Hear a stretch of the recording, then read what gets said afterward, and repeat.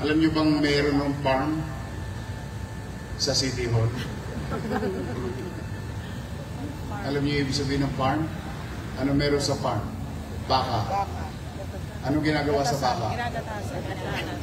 Taon-taon. That's why I open the gate of healing. I open the gate of correcting things. Tax amnesty. Katulad na nabanggit ng ating pinuno sa assessment. Wala ko ibang direktiba. Napaka-simple lang. Tasahin ng tama. Walang labis o pagmamalabis na dapat gawin sa taxpayer. At the same manner, hindi naman pwedeng kulang. Kung siguro marami naman dito sa inyo,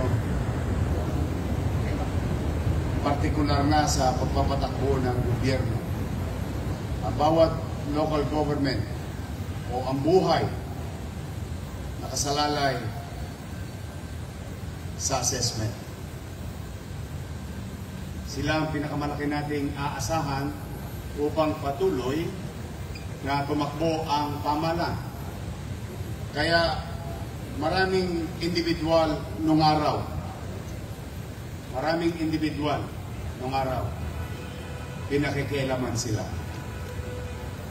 For some reason, I don't know. But definitely, it's for personal gain at the expense of the employees, at the expense of our people. So that's why I'm looking on it every single day with regard to the efficiency of the Department of Assessment. Dahil pag dyan po mali ang umpisa, mali na ang katapusan. Kaya bagay na binilin ko kay Attorney Chris Fernandez na itama natin yung pagkakamali ng iba. Huwag na natin ipagpatuloy yung pang-aabuso ng mga nagdaan. We have to move forward, we have to correct it, and start it right. And I hope they will continue that journey so that our city will not suffer after 5 years of persistent and consistent and diligent assessment of every real property in the city of Manila. Now, para sa ating mga empleyado na nandito, now we're using technology. Yes, we are using artificial intelligence as part of the assessment processes. We will adapt to technology, and we will continue to adapt to technology so that discretion naturally will die. At the same manner, our taxpayer, hindi na lang siya magugulat. Maalala nyo, siguro, naririnig nyo na rin yung chismis na ito na a taxpayer will be assessed in the office at sasabihin, ma'am, ang assessment nyo po, 100 piso. Sasabihin ng taxpayer, ang mahal naman. Huwag kang mag-alala, ma'am. Gusto mo ba ng discount?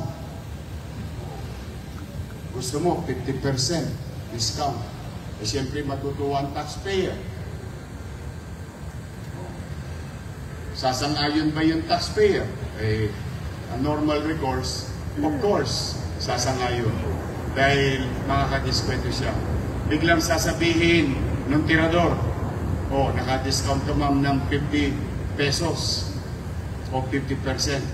Pero hati tayo. Ito, gusto pa rin yan ng taxpayer. Bakit? Naka-diskwento siya ng 25 eh. Ang tosgas lang niya, 25. Day 75 lang ang total na binayaran niya. So sa mata ng taxpayer, mukha siya naka-diskwento.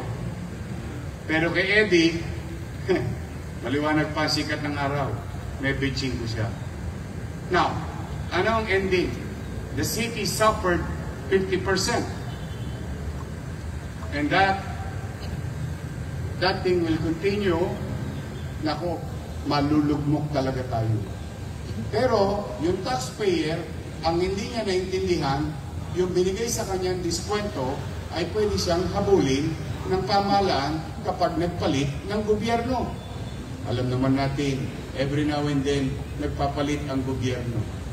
So that's why, kung makikita ninyo, the first ordinance na pinapapasa ko sa Konseho ng Maynila is tax amnesty. Why?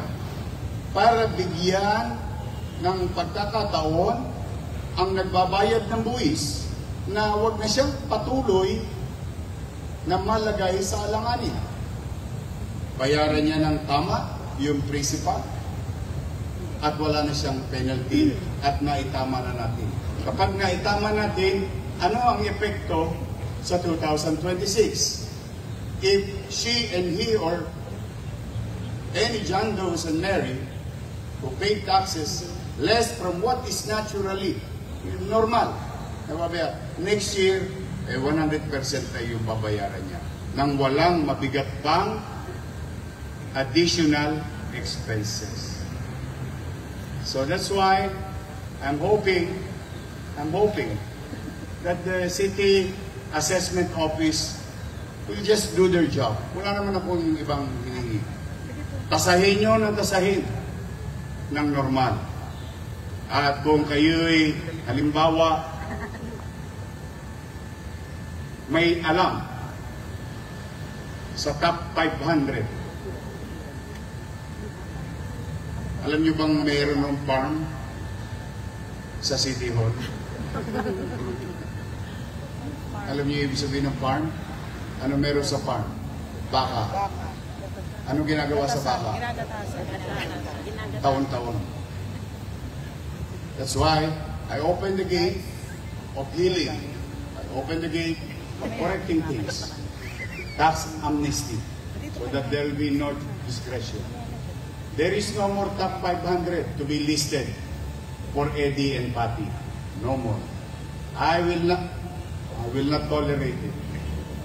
Why? At the end of the day, lahat ng tatasahin nila pupunta sa treasury. Lahat ng pupunta sa treasury, pangtutustos natin sa ating mga gastusin. Sweldo, kuryente, internet, tubig, paracetamol, lahat ng klase ng uri ng serbisyo. Diyan po mapupunta yan. Yan ang purpose natin. I believe in you. To each and every one of you. I know why you join government service. You want to do public service. Always remind yourself the day that you entered into government service. Find that in your heart. Alam ko, natabunan na yan ng mga alikabok. Natabunan na yung ating mga mata ng ulap. Kaya hindi na lumilinaw. Minsan ang ating pananaw. We need everyone's cooperation. We need to resuscitate. Ano pang word yun? Resuscitate. We need to do this because if not, mind you, we will suffer as a city government and as an employee. We will. We are always, every single week, pinagpapasalamat po sa Diyos pag nakakaraos ang pananalapi natin.